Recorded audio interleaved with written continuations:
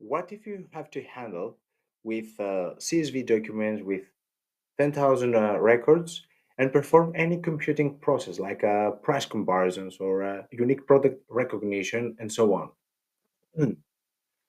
This challenge here came from a B2B e-commerce company who wanted to build an automation that will be able to receive multiple CSVs and read all of those like once. And from all of those data, it had to recognize the product with, for each product, the minimum purchase price and the vendor who offered that price.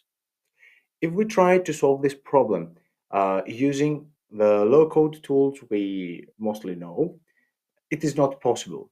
And the reason is that those low code automation tools use JavaScript in the background. They are nothing less or more than JavaScript with really incredible and user friendly interfaces that keeps hidden the friction of coding. That's why we can use them that easily.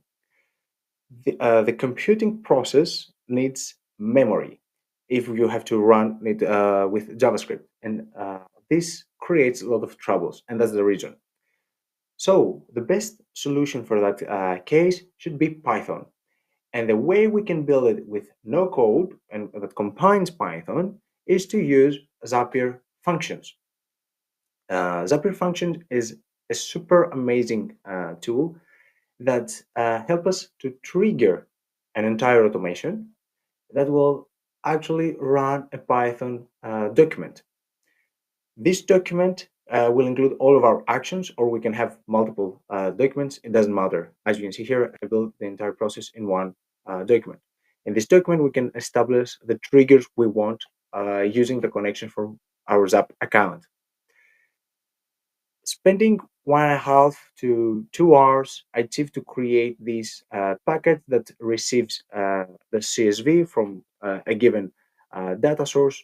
And from the case study I have here, it received, see, 10,086 rows and exported 295. It took it 7 seconds to upload it, which is huge win because it saved a lot of time in these computing processes. And it also cost one zap, which matters. Um, the next level for this, the next step for this solution is to make it more low code.